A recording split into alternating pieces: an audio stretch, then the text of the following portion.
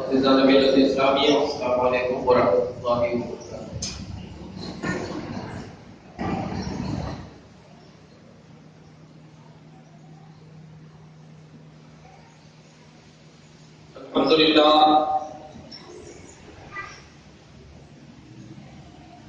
الحمد للہ لا شریک لہ والصلاة والسلام علی من نبی لا مثل لہ وعلى آلہ واصحابہ اجمعین، اما بعد۔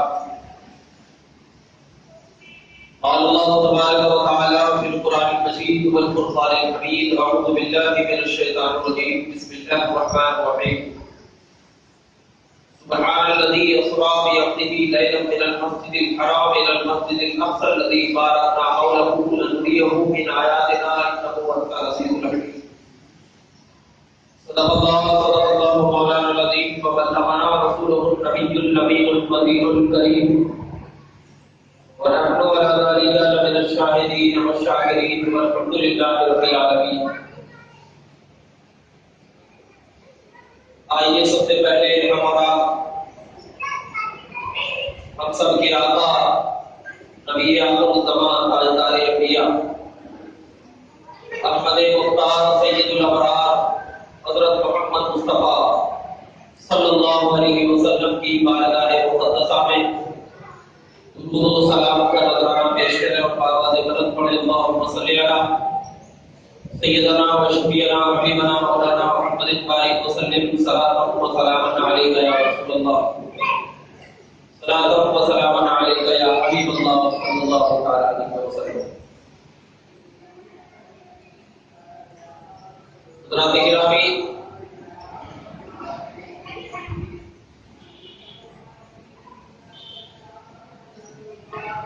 میں نے آپ کے سامنے آیت مقدسہ کی تلاوت کا شرف حاصل کیا۔ اللہ رب العزت اپنے کلام میں ارشاد فرماتا ہے، سبحان الذی اسری، پاک ہے وہ ذات جو اپنے بندوں کو راتوں رات لے گیا، سیر کرایا، مسجد حرام سے مسجد اقصی تک۔ اب مسجد حرام کے بارے میں، مسجد اقصی کے بارے میں بیان کیا، الذی بارکنا حولہ، جس کے ارد گرد ہم نے برکتیں رکھی، لنریہ من آیاتنا، تاکہ ہم اپنی نشانیوں میں سے آپ کو دکھائیں، اور بے شک اللہ حکمت والا غلبہ والا۔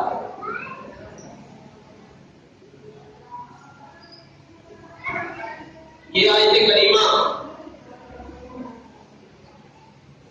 نبی کریم صلی اللہ علیہ وسلم کے معراج کے تعلق سے بیان ہے،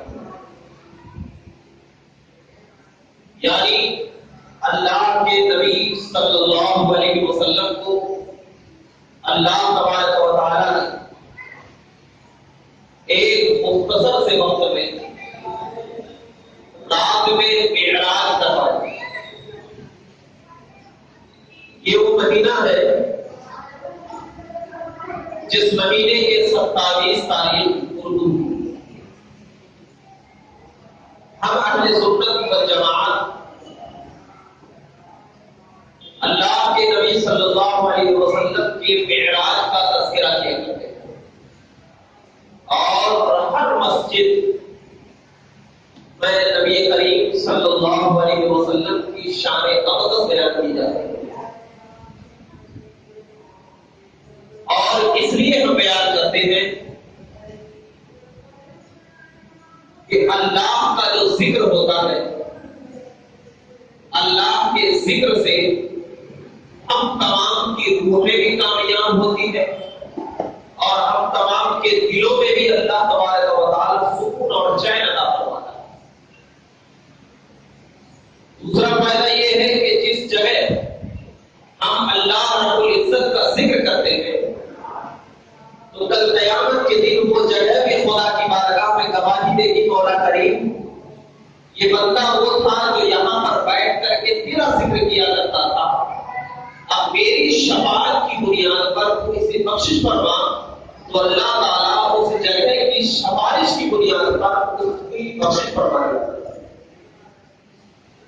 دوسری چیز حدیث مبارکہ میں آیا ہے کہ ذکر الصالحین کفارۃ، یعنی ہم اگر کسی نیک بندے کا ذکر کرتے ہیں تو اس نیک بندے کے ذکر کرنے کی بنیاد پر اللہ کے رسول فرماتے ہیں کہ جب کوئی بندہ نیک کا ذکر کرتا ہے، نیک بندے کا ذکر کرتا ہے، تو اللہ تبارک و تعالیٰ اس نیک بندے کے ذکر کرنے کی بنیاد پر اس کے گناہوں کو مٹا دیا کرتا ہے۔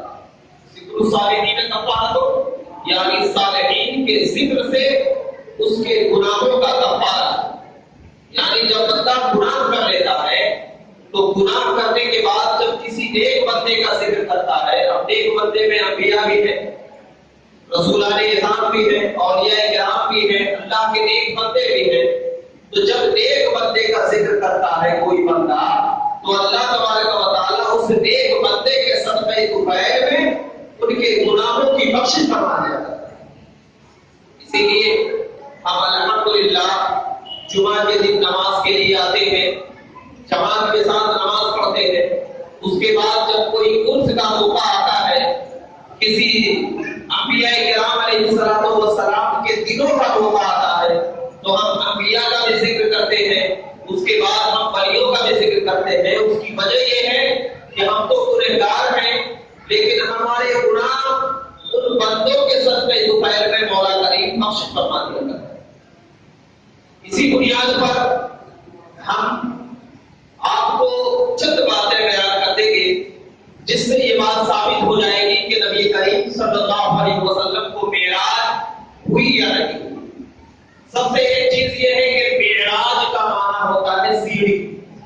معراج کا معنی سیڑھی پہ آتا ہے، جیسے کہ گھر میں انسان سیڑھی کے ذریعے اوپر چڑھتا ہے، ایک بار اسٹیپ، دو بار اسٹیپ، اسٹیپ بائی اسٹیپ، تو ویسے ہی معراج کا معنی ہوتا ہے سیڑھی، چڑھنا اوپر کی طرف۔ تو اب اللہ تبارک و تعالیٰ نے نبی کو معراج فرمائی، مطلب یہ ہے کہ اوپر چڑھے، دنیا میں تھے، اوپر چڑھے، اللہ سے ملاقات کیا، جیسے اس کی شان تھی اللہ تبارک و تعالیٰ نے اپنے نبی کو دیدار کروایا اپنی شان کے مطابق۔ اب رہا یہ سوال کہ بعض لوگ کہتے ہیں کہ نبی کریم صلی اللہ علیہ وسلم کو معراج جو ہوئی ہے وہ جسمانی طور پہ نہیں ہوئی بلکہ خواب میں ہوئی۔ بعض لوگوں کا یہ نظریہ ہے، میں آپ کے سامنے چند باتیں کلیئر کروں گا تاکہ آپ کو معلوم ہو جائے کہ اصل کیا چیز ہوئی ہے۔ وہ جسمانی طور پہ معراج، اب بعد میں جو معراج ہوئی ہے وہ خواب میں بھی ہوئی، وہ خواب میں بھی ہوئی ہے، لیکن جو معراج حقیقی ہے وہ معراج جسمانی طور پر ہوئی ہے، اور اسی معراج کا ہم اہل سنت والجماعت ذکر کیا کرتے ہیں۔ سب سے پہلے جو ہمارا عقیدہ ہے کہ معراج جسم کے طور پر ہوئی ہے، اس کی دلیل کیا ہے؟ یعنی ہم جو کہتے ہیں کہ معراج جسمانی ہے تو اس کی دلیل یہ ہے کہ میں نے آپ کے سامنے آیت کریمہ پڑھی، سبحان الذی اسری بعبدہ لیلا، پاک ہے وہ ذات جو اپنے بندے کو راتوں رات سیر کرایا۔ کیوں کرایا؟ الذی سبحان الذی اسری بعبدہ لیلا من المسجد الحرام، مسجد حرام سے الی المسجد الاقصی، مسجد اقصی۔ اب جو اس میں لفظ عبد کا ذکر ہے، اب سبحان الذی اسری بعبدہ، یہ جو لفظ عبد کا ذکر ہے، تو اب ذرا دیکھیے عربی گرامر میں عبد کہتے ہیں اس بندے کو جو زندہ ہو، اس کو کہتے ہیں جو زندہ ہو، اور زندہ کیسا ہو؟ جسم بھی ہو اس کے ساتھ اور روح بھی ہو اس کے ساتھ، جسم بھی اس کے ساتھ ہو اور روح بھی اس کے ساتھ ہو۔ جیسے کہ ہم پر نماز فرض ہے، صرف روح کے اعتبار سے نماز فرض نہیں بلکہ جسم کے اعتبار سے بھی نماز فرض ہے۔ اگر کوئی یہ کہے کہ میں روحانی طور پر نماز پڑھ رہا ہوں تو اس کے اوپر مفتیان کرام فتویٰ لگا دیں گے نہیں، اس کی نماز ہی نہیں، جسم کے اعتبار سے نماز پڑھ۔ کیوں؟ اس لیے کہ یہ بندہ ہے، اللہ یہ کیا ہے؟ اللہ کا بندہ ہے۔ تو اب اللہ تبارک و تعالیٰ نے فرمایا سبحان الذی اسری، پاک ہے وہ ذات جو اپنے بندے کو لے گیا، اور عبد کہتے ہیں جسم کو بھی اور روح کو بھی۔ تو مطلب یہ ہے کہ اللہ جو اپنے بندے کو راتوں رات سیر کرایا، تو اس کا مطلب یہ ہے کہ جسم کے اعتبار سے بھی سیر کرایا، روح کے اعتبار سے بھی سیر کرایا، جسم کے اعتبار سے بھی سیر کرایا، روح کے بھی اعتبار سے سیر کرایا۔ تو پتہ چل گیا کہ قرآن ہمیں عقیدہ دے رہا ہے کہ اللہ نے جب اپنے بندے کو معراج میں بلایا تو معراج صرف روح کے اعتبار سے نہیں ہوئی یا خواب کے اعتبار سے نہیں ہوئی، یہ لفظ عبد نے اس بات کی طرف اشارہ کر دیا کہ اے دنیا والوں سنو، جب لوگ کہتے ہیں کہ نبی کریم کو معراج خواب میں ہوئی تو ان کا یہ کہنا درست نہیں، جو اگر جن کا کہنا درست ہوتا تو اللہ لفظ عبد کا ذکر نہ کرتا، لفظ عبد کا ذکر نہ کرتا، لفظ عبد کا ذکر کر کے اس بات کی طرف اشارہ کر دیا کہ نبی کریم صلی اللہ علیہ وسلم کو معراج جسمانی طور پہ ہوئی۔ ایک تو یہ دلیل، تو آپ ان کی وہ دلیل جو معراج کے بارے میں پیش کرتے ہیں کہ روحانی طور پہ ہوئی، یہ قرآن سے غلط ہے۔ اور ایک وہ لوگ دلیل پیش کرتے تھے کیا کہ دیکھیے نبی کریم صلی اللہ علیہ وسلم کی مقدس مولا حضرت عائشہ رضی اللہ تعالیٰ عنہا بیان کرتی ہے کہ جب نبی کریم صلی اللہ علیہ وسلم معراج کے لیے تشریف لے گئے، جب معراج کے لیے اللہ کے نبی صلی اللہ علیہ وسلم تشریف لے گئے تو حضرت عائشہ بیان کرتی ہے کہ بستر بھی گرم تھا، یہ حدیث پاک ہے، بستر بھی گرم تھا، زنجیریں بھی ہل رہی تھی، بستر بھی گرم تھا، زنجیریں بھی ہل رہی تھی۔ تو اگر جسمانی طور پر معراج ہوتی تو بستر ٹھنڈا ہو جانا تھا، یعنی کوئی انسان اگر بستر پر سویا ہوا ہو اٹھ کر بیٹھ جائے تو اگر اٹھ کر بیٹھ جائے گا تو بستر تو ٹھنڈا ہو جائے گا، گرم اس صورت میں رہے کہ جب سویا ہوا۔ یہ ایک چیز، اور دوسری چیز یہ ہے کہ زنجیریں بھی ہل رہی تھی، تو اتنے کم وقت میں بستر کا گرم ہونا، زنجیریں کا ہلنا، تو اگر جسمانی طور پر معراج ہوتی تو بستر گرم نہ رہتا، زنجیریں بھی نہ ہلتی۔ یہ ایک وہ لوگ دلیل پیش کر لیتے، حدیث مبارکہ کی بخاری میں مسلم، بات صحیح ہے، ایک دم بات بالکل صحیح ہے ان لوگوں کا کہنا، کیونکہ ہم الحمدللہ اہل حدیث ہیں، الحمدللہ ہم اہل حدیث ہیں، ہم اہل سنت بھی اہل حدیث ہیں، ورنہ ہم صرف ایک حدیث کو نہیں مانتے بلکہ سب حدیثوں کو مانتے ہیں، اور حدیث کو ہم کم مانتے ہیں بلکہ حدیث کی تحقیق کر رہے ہیں۔ ایک یہ دلیل، دوسری دلیل کیا ہے کہ حضرت امیر معاویہ رضی اللہ تعالیٰ عنہ نے فرمایا کہ اگر کوئی شخص یہ قول کرے کہ نبی کریم کو جسمانی معراج ہوئی ہے یا اللہ کے نبی صلی اللہ علیہ وسلم نے خدا کو اپنی آنکھوں سے دیکھا ہے تو اس نے نبی پر جھوٹ باندھا، اس نے نبی پر جھوٹ باندھا، تو ان دو حدیثوں کی بنیاد پر ہم اہل سنت پر یہ الزام لگاتے ہیں کہ ہم اہل سنت کا جو عقیدہ ہے کہ نبی کو جسمانی معراج ہوئی ہے یہ غلط ہے، یہ الزام لگاتے ہیں۔ اب ذرا دیکھیے اس حدیث کی تحقیق دیکھیے، سب سے پہلے تو ذہن میں یہ رکھو کہ نبی کریم صلی اللہ علیہ وسلم کو معراج جو ہوئی ہے 97 ہجری میں ہوئی، کتنے میں ہوئی؟ 97 ہجری میں، اور کہاں سے ہوئی؟ مکہ سے، مکہ سے ہوئی۔ آپ کو ابھی واقعہ نہیں بیان کر رہا ہوں، تھوڑا بیان کر دوں گا، میں آپ کو دلیل دے رہا ہوں کہ نبی کی معراج جسمانی ہے یا روحانی۔ تو 9 ہجری میں معراج ہوئی، اور 9 ہجری میں جب معراج ہوئی تو مکہ سے ہوئی، دار ام ہانی سے، یعنی نبی کریم صلی اللہ علیہ وسلم حضرت ام ہانی کے گھر میں تشریف فرما تھے، سوئے ہوئے تھے، حضرت جبرائیل آئے، نبی کریم صلی اللہ علیہ وسلم کے قدم ناز کو اپنے ہونٹوں سے لگایا، جاگے۔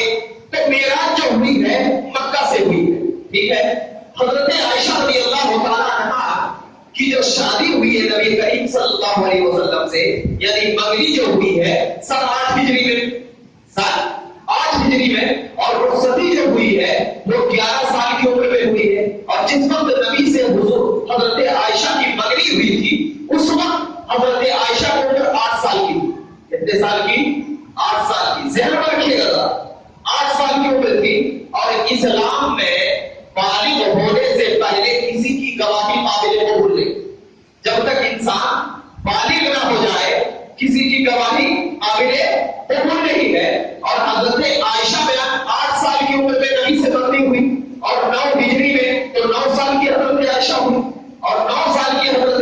ہوئی.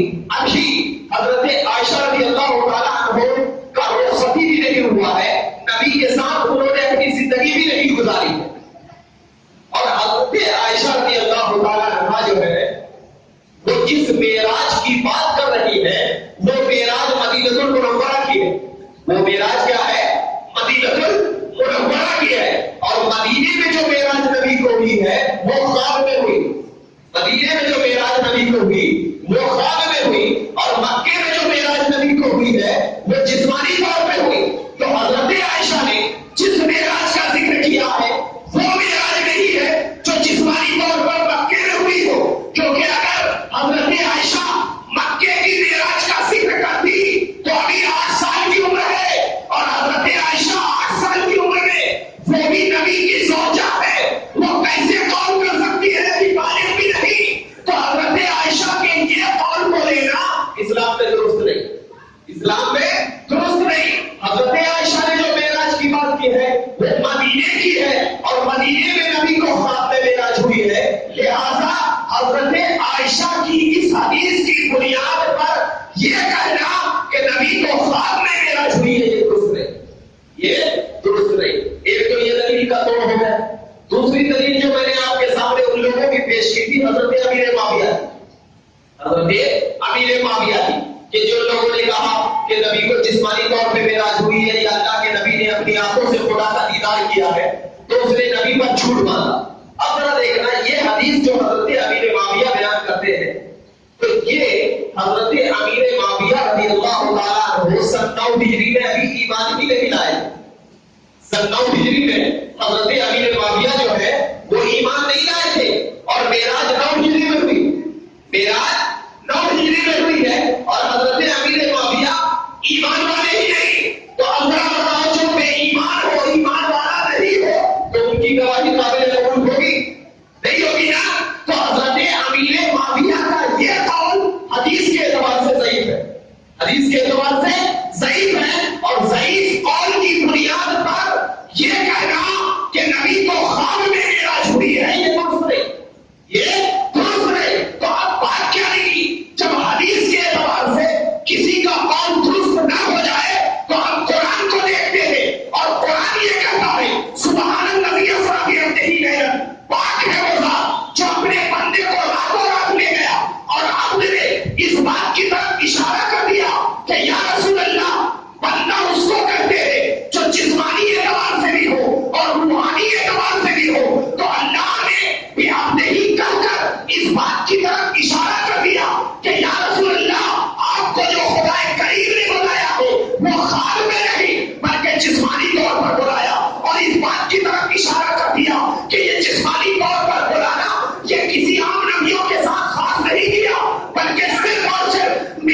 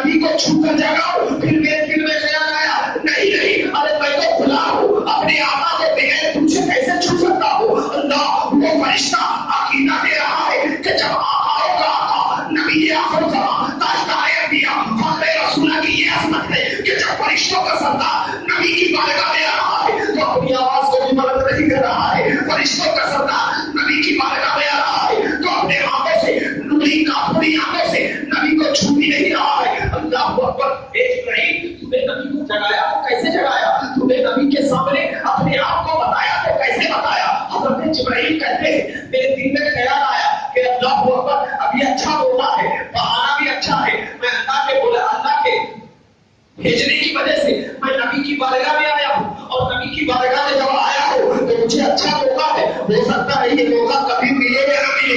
حضرت جبرائیل کہتے ہیں کہ میں نے اپنے کافری ہونوں کو نبی کے انگوٹھے مبارکہ کو چوسنے لگا, چومنے لگا. حضرت جبرائیل کہتے ہیں میں جب چوس رہا تھا ایسا محسوس ہو رہا تھا کہ مجھے شہد سے میٹھا زیادہ محسوس ہونے لگا. اور نبی کریم اٹھے, کہا جب کون ہو؟ کہا یا رسول اللہ میں جبرائیل ہوں. کہا کیا کر رہے ہو؟ کہا یا رسول اللہ میں آپ کے انگوٹھے مبارکہ کو چوم رہا ہوں. کہا کس نے کہا؟ کہا میرے دل نے کہا ہے. اللہ اکبر. حضرت جبرائیل کہتے ہیں کہ جب کسی کی عظمت بڑھانا ہو تو کسی قرآن کی ضرورت نہیں ہے, اپنے دل کو نبی کے قدموں میں ڈال دو, عظمت بڑھتی چلی جائے, عظمت بڑھتی چلی جائے گی. حضرت جبرائیل کو نبی کریم نے کہا اے جبرائیل کس لیے آئے ہو؟ کہا یا رسول اللہ میں نبی اللہ تبارک و تعالیٰ کے بلانے کی وجہ سے آیا ہوں, اور جب اللہ کے بلانے کی وجہ سے میں آپ کی بارگاہ میں آیا ہوں کہ اللہ تبارک و تعالیٰ نے آپ کو اپنی مہمانیت میں بلایا ہے, آپ کو اپنے پاس بلایا ہے. کہا چلو,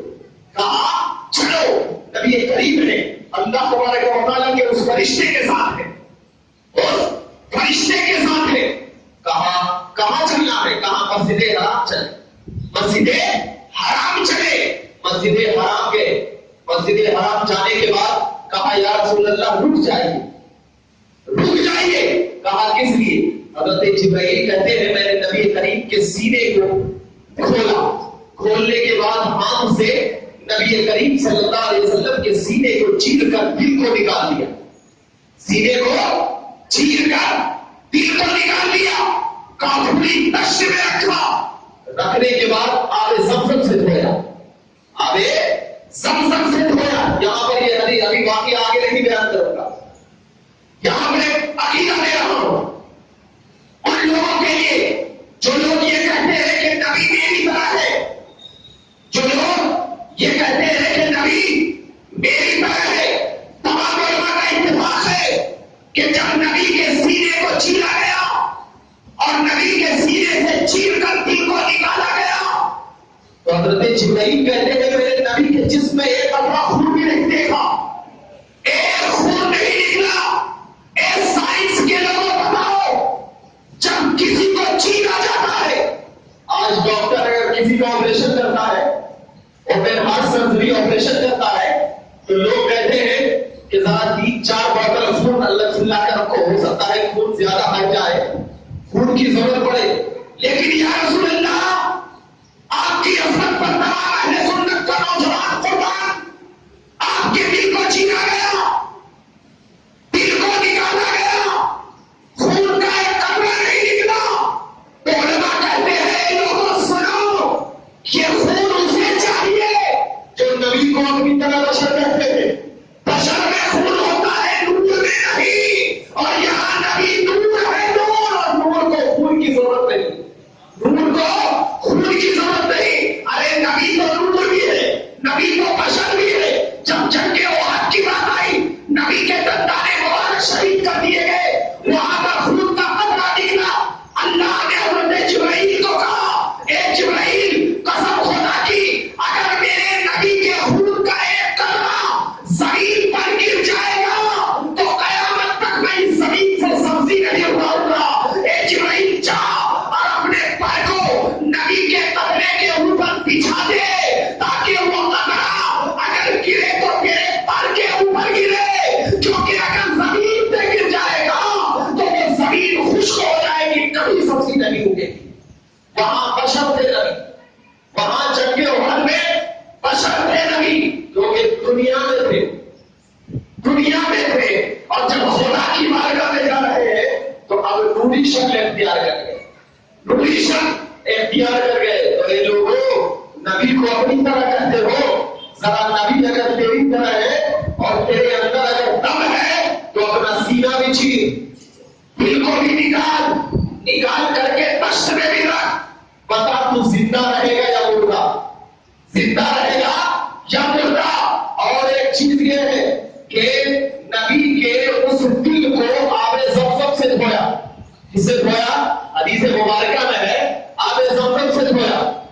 पूछता हूँ आबे ज़मज़म से क्यों धोया?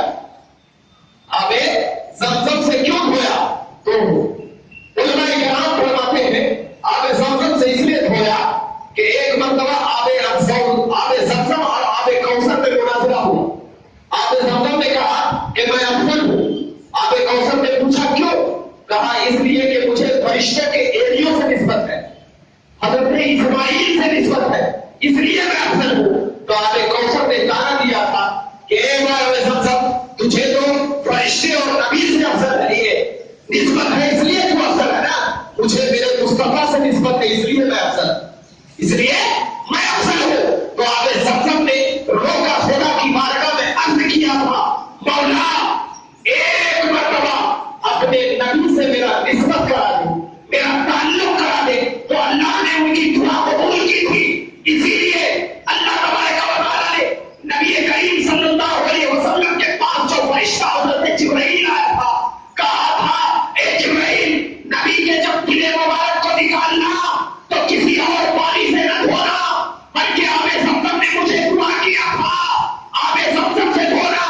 हदीस उलमा कहते हैं कि जब आबे ज़मज़म से नबी के दिले मुबारक को धोया गया तो आबे ज़मज़म ने फख्र से कहा ए आबे कौसर अब भी अब मुझे नबी से निस्बत हो गई है, मेरी भी असर पड़ गई, मेरी भी असर पड़ गई। तो ये लोग सुनो, जब एक पानी को नबी से निस्बत मिल जाए अजमत बढ़ जाती है, किसी कपड़े को नबी से निस्बत हो जाए अजमत बढ़ जाती है, किसी इंसान को नबी से निस्बत मिल जाए अजमत बढ़ जाती है। मगर सुनो, तो ये लोग उन लोगों का नजरिया है जो लोग नबी को अपनी तरह नहीं कहते, बल्कि नबी को हमारी जान से ज्यादा करीब है, नबी को हमारे ईमान है, नबी को हमारी मोहब्बत है, नबी को हमारी चाहत है, नबी को हमारे नजरिया है। अरे नबी वो है जिसे अल्लाह ने अता किया है। तो इसी वजह से आबे ज़मज़म से धोया गया, फिर उनके दिल को रखा गया। उसके बाद हज़रत जिब्राइल ने कहा आगे चलो। आगे चलने के बाद हज़रत जिब्राइल ने कहा या रसूल अल्लाह ये एक सवारी है जिसका नाम बुर्राक है, जिसका नाम बुर्राक है। बुर्राक कहते हैं कि जहां तक निगाह पहुंचती है, जहां तक निगाह पहुंचती है उसका एक कदम वहां पड़ता था, इतना तेज था वो, इतना तेज था। अल्लाह के नबी को उस बुर्राक पे बिठाया गया। नबी करीम सल्लल्लाहु अलैहि वसल्लम ने कहा जिब्राइल आगे बैठ जाओ, आगे इस बुर्राक के ऊपर जो मैं बैठा हुआ हूं तुम भी बैठ जाओ। तो हज़रत जिब्राइल ने कहा या रसूल अल्लाह मैं आगे नहीं बैठ सकता। कहा आगे नहीं तो पीछे बैठ जाओ। कहा या रसूल अल्लाह मैं पीछे भी नहीं बैठ सकता। कहा क्या करोगे? कहा या रसूल अल्लाह मैं आपके इस बुर्राक के रस्सी को पकड़कर पैदल चलता जाऊंगा। अब यहां पर उलमा एक इश्क की बात निकालते। हज़रत जिब्राइल फरिश्तों का सरदार, फरिश्तों का सरदार है ना, मगर हज़रत जिब्राइल उस बुर्राक पे नहीं बैठा, ना आगे बैठा ना पीछे। क्यों? इसलिए कि हज़रत जिब्राइल ये बताना चाह रहे थे कि हो सकता है कि मैं अगर आगे बैठूं या पीछे बैठूं तो दुनिया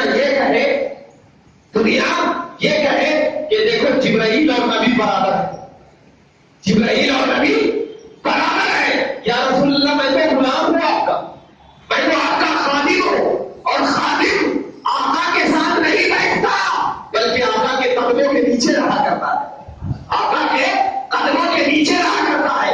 जिब्राइल बुर्राक के नीचे इसलिए चल रहा है कि दुनिया को मालूम हो जाए कि मैं फरिश्तों में सबसे अफजल हूं। लेकिन जब मुस्तफा की बात आती है, इमामुल अंबिया की बात आती है, तो जिब्राइल तो क्या तमाम 70,000 या जितने भी फरिश्ते हो तमाम लोग नबी के गुलाम होते हैं। तो अरे लोगों जरा अपना दिमाग लगाओ कि जब जिब्राइल मेरे नबी के बराबर नहीं हो सकता तो ये आम चिट्टे मेरे नबी के बराबर कैसे हो सकते हैं? ये तो मेराज है, और मेराज ये बताना मकसद है कि नबी का एक कदम जब इबादत इलाही में गुजरते हुए चलता है, और नबी का एक कदम जब खुदा की बारगाह में जाया करता है, तो जिब्राइल गवाही देते हैं आका तो ऊपर जा रहा है, गुलाम उनके पीछे पीछे चलता है। ये मेराज मुस्तफा है। उसके बाद अल-किस्सा मुख्तसर ये है کہ نبی کریم کو اللہ تبارک و تعالیٰ نے معراج کروائی. وہ معراج جسمانی تھی، روحانی ہے. یہاں پر میں اپنی تقریر کو روک رہا ہوں، اگلے جمعہ انشاءاللہ یہاں سے آگے بیان کروں. بتانا مقصد کہ جب معراج مصطفیٰ ہمارے لیے ایک نظریہ ہے، اور ہم جو اللہ کے نبی کا معراج کرتے ہیں، ذکر کرتے ہیں حدیث کی بنیاد پر. فرمایا گیا ذکر الصالحین کفارۃ، یعنی نیکوں کا ذکر کرنا گناہوں کا کفارہ ہے. یعنی جب انسان گناہ کر لیتا ہے تو اس میں اگر کسی نیک بندے کا ذکر کیا جاتا ہے تو ہمارے گناہوں کی بخشش ہوتی. اسی بنیاد پر لوگ انٹرنیٹوں پہ تو بہت بولتے ہیں کہ یہ معراج کا ثبوت کہاں سے. ارے جب اللہ نے کہا کہ نیکوں کا ذکر کرو تمہارے گناہ مٹتے جائیں گے، تو اب جس دن نبی کو معراج ہوئی اس دن اگر نبی کا ذکر کرے تو کیا ہمارا عقیدہ نہیں ہے کہ ہمارے گناہ مٹ جائیں گے؟ یہ تو جہالت کی باتیں ہیں، اور صرف جہالت کی باتوں کرنا ہی آتا ہے. ہم الحمدللہ اہل سنت جب عرس کا موقع آتا ہے ولیوں کا بھی ذکر کرتے ہیں. ابھی ہم کر کے آئے خواجہ کا ذکر کر کے آئے، حضرت امام جعفر صادق کا ذکر کر کے آئے، ہم تمام اولیاء کرام کا ذکر. بتانا یہ ہے کہ یہ ولی صالحین ہے، اور حدیث کہتا ہے کہ صالحین کے ذکر میں تمہارے گناہوں کا کفارہ ہے. اسی لیے ہم اپنی والدہ کا ذکر کرتے ہیں، ہم اپنے والد کا ذکر کرتے ہیں جو ہمیں اس دنیا میں ان کی وجہ سے ہم آئے، اپنے والدہ کی وجہ سے. تو اب میرے والد جس کی وجہ سے آئے ہو تو کیا ہم ان کا ذکر نہیں کریں گے؟ اسی لیے معراج کی محفلیں سجانا، اس دن عبادت کرنا اور اس دن عبادت و ریاضت میں اپنی زندگی کو گزارنا، یہ ایک عام مسلمانوں کا نظریہ ہے. اسی لیے ہم تمام لوگ کہتے ہیں کہ اللہ کے نبی صلی اللہ علیہ وسلم نے ارشاد فرمایا کہ جو بندے لوگ 27 رجب المرجب کو 27 رجب المرجب کو ایک روزہ رکھا کرتا ہے تو اللہ تبارک و تعالیٰ اسے 1000 روزوں کا ثواب عطا فرماتا ہے. 1000 اگر ایک روزہ اگر کوئی رکھے تو اسے 1000 روزوں کا ثواب ہوتا ہے. تو اسی حدیث کی بنیاد پر آپ تمام لوگ بھی روزے سے رہیں اس دن، کیونکہ ہم اگر روزے سے رہیں گے تو اللہ تبارک و تعالیٰ 1000 روزوں کا ثواب عطا فرمائے گا اور ہمارے گناہوں کا کفارہ بھی ہوگا. مولا کریم کی بارگاہ میں دعا ہے کہ مولا کریم ہم تمام کو اللہ کے ولیوں کی نیک صحبت میں رہنے کی توفیق عطا فرمائے، اور ہم تمام کو آخری دم تک ہمیشہ ہمیشہ ایمان پر قائم و دائم فرمائے، اور ہم تمام کے دلوں میں محبت رسول